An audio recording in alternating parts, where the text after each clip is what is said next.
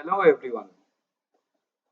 कई बार कई लोग मुझसे पूछते हैं कि शेयर मार्केट में ट्रेड तो करना है, बट हमें ये नहीं पता कि शेयर की जो बेसिक इन्फॉर्मेशन है, बेसिक जो उसकी जानकारी है, वो कहाँ से देखें और उसको कैसे पढ़ें। तो अ, बहुत ही वाजिब सवाल है। अगर कोई भी कुछ ट्रेडिंग वगैरह शुरू करना चाहता है तो उसे स्टॉक की नॉलेज, स्टॉक को कैसे पढ़ना है वो तो पता होना चाहिए। तो आज मैं आपको लेके चलता हूँ एक जर्नी पे, जिसमें मैं आपको बताऊंगा कि आपको शेयर के बारे में जो बेसिक नॉलेज है, बहुत ही बेसिक नॉलेज, वो कहाँ से लेनी है और कैसे उसको समझना है। तो I will begin with a common website which I think many of us use, which is Money Control. Hi, you can see me now also. हाँ, so मनी कंट्रोल पे काफ़ी लोगों को पता होगा। कुछ लोगों को ये नहीं पता होगा कि यहाँ पे एक टैब होता है जिसमें हिंदी और गुजराती का ऑप्शन भी होता है। शायद वो आपको ना पता हो, तो मैं इसमें हिंदी में क्लिक करता हूँ। तो ये हिंदी में खुल जाता है और यही सारी खबरें मुझे हिंदी में दे रहा है। और okay, I don't need Google to translate. मैं कोई भी स्टॉक इसमें टाइप करता हूँ। से मैं रिलायंस इंडस्ट्रीज टाइप करता हूँ। ये रिलायंस इंडस्ट्रीज का डेटा आ गया। अब मैं आपको एक एक करके इसके बारे में बताता हूँ, ताकि आपको इसके बारे में सब पता चल जाए कि आपको ये सब कैसे पढ़ना है। तो आपने रिलायंस इंडस्ट्रीज ऊपर डाला, यहाँ पे ये सब डेटा आ गया।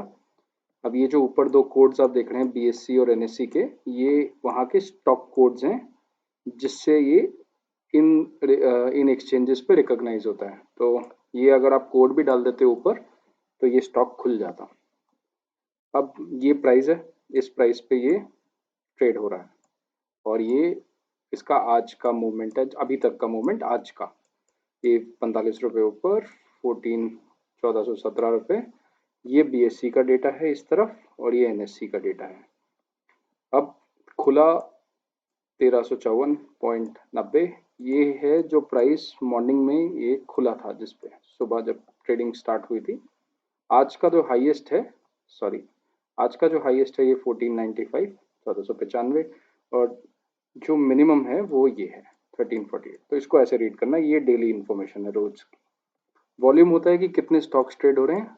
ये बीएससी का डेटा है, ये एनएससी का डेटा है। आप देख सकते हैं एनएससी एक बहुत ज़्यादा बड़ा एक्सचेंज है, 30 गुना ज़्यादा ट्रेडिंग एनएससी पे हो रही है बीएससी से। अभी 52 सप्ताह क्या है, अब ये तो आज का ऊंचा और नीचा जो लेवल है वो ये है। पिछले एक साल का 52 वीक्स जो होता है, 52 सप्ताह में हाईएस्ट 1617 गया और मिनिमम जो है 875 गया। तो इसको इस तरह से रीड करते हैं। और ये आज खुला तो 1354 पे था, कल बंद कितने पे हुआ था, 1371 पे। सो ये है कल का क्लोज। सो ऐसे ये इंफॉर्मेशन दी गई है। अब हम आगे आए तो ये बोली और प्रस्ताव होता है, ये है तो बिड एंड आस्क।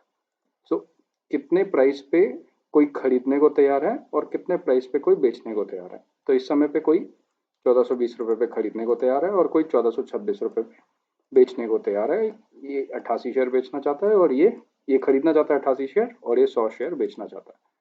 और आपको पता ही है कि जब ये बोली और प्रस्ताव मैच होते हैं तो ट्रेड होता है। तो मतलब अगर कोई और आएगा जो 1426 पे खरीदना चाहेगा तो ट्रेड हो जाएगा, या कोई और आएगा जो 1420 पे सेल करना चाहेगा तो भी ट्रेड हो जाएगा, क्योंकि खरीदार है 1420 पे। सेम यहाँ पे ये एनएससी का है। ये कुछ वैल्यूएशन मेट्रिक्स हैं जिसके बारे में मैं डिस्कस करूंगा आपसे डिटेल में towards the end of the video also, but इनको समझना ज़रूरी है। मार्केट कैप होता है साइज ऑफ द इक्विटी, तो 1 करोड़ों में होता है और ये रिलायंस का इतना है इस समय पे। एंड इसी के साथ साथ ये जो लॉट है ये है कि कितने शेयर्स आप एक टाइम पे खरीद बेच सकते हैं मिनिमम। तो इसका एक है तो मतलब आप एक शेयर खरीद बेच सकते हैं।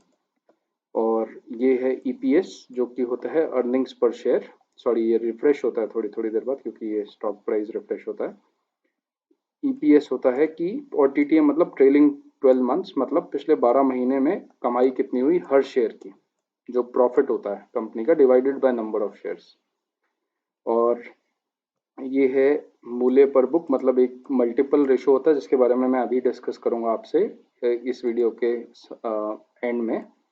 ये है P by B बेसिकली, मूल्य is price and book is book value. So P by B ratio इसका 2.22 है। एंड इसका अंकित मूल्य मतलब जो भी लिस्टेड वैल्यू है which is face value is 10। So stock price का फेस वैल्यू 10 है। जब स्टॉक्स इशू होते हैं तो उनका एक फेस वैल्यू और प्रीमियम होता है, तो इसका फेस वैल्यू 10 है, ये चेंज नहीं होता है अनलेस कि स्टॉक स्प्लिट हो या फिर कोई दो स्टॉक्स कंबाइन हो जाए। P by E ratio is price to earning ratio. So this is price और अर्निंग्स है ये EPS जो निकाला हुआ है। सो अगर आप देखेंगे ये 24.36 ये नंबर है, ये आज के प्राइस जो कि 1417 divided by 58.18 which is EPS। सो ये है कि आप कितना टाइम्स कंपनी की अर्निंग्स का पे कर रहे हैं टू बाय वन स्टॉक। यहाँ पे हम 24 गुना पे कर रहे हैं of the profit of Reliance by buying one stock. Dividend percentage है, ये 65% डिविडेंड देता है। अब ये डिविडेंड परसेंटेज हमेशा अंकित मूल्य पे होती है which is the face value. So 65 of 10 which is 6.5 rupees, right. Then उद्योग P by E is like industry का P by E क्या है, ये P by E इसका है रिलायंस का, ये इंडस्ट्री का। तो आप देख सकते हैं कि रिलायंस का P by E इंडस्ट्री के P by E से ज़्यादा है। इसका भी कुछ महत्व होता है, कुछ इसकी इंपॉर्टेंस होती है, इसके हम डिस्कस करेंगे। P by C is put call का ये ऑप्शंस जब हम समझेंगे तो देखेंगे। बट पुट बाय कॉल मतलब पुट ज़्यादा, पुट कम है और कॉल ज़्यादा है क्योंकि 18.94% है। इसके बाद डिविडेंड यील्ड है, ये होता है जो डिविडेंड कंपनी देती है डिवाइडेड बाय करंट प्राइस। तो वो जो 6.5 का हम डिविडेंड देख रहे थे डिवाइडेड बाय करंट प्राइस, वो ये है डिविडेंड यील्ड। तो डिविडेंड यील्ड उनके लिए इंपॉर्टेंट होता है जो स्टॉक में जो लगातार अर्निंग्स आती हैं, डिविडेंड आता है, उसके लिए स्टॉक को खरीदते हैं, उनके लिए वो बहुत इंपॉर्टेंट होता है। तो इसके बारे में भी हम डिस्कस करेंगे। सो बट आपको ऊपर ऊपर ये समझ आ गया कि इस पूरे के पूरे पेज को कैसे पढ़ना है, कैसे स्टॉक को समझना है। अब हम आ जाते हैं कि मल्टीपल्स क्या है। जो P by V हम देख रहे थे, P by E देख रहे थे, इसका क्या मतलब है, तो वो मैं आपको थोड़ा डिटेल में समझाता हूँ। सो आपकी स्क्रीन पे मैं एक एक्सेल से इसको समझाता हूँ। सो इसको मल्टीपल एनालिसिस बोलते हैं। हर कंपनी में ये मल्टीपल्स कैलकुलेट किए जा सकते हैं। मनी कंट्रोल पे आपको हर कंपनी का मल्टीपल मिल जाएगा। तो मान लीजिए एक कंपनी है जिसका की प्राइस 1700 रुपये है और उसकी सेल 10,000 रुपये है और उसके नंबर ऑफ शेयर्स हैं 10।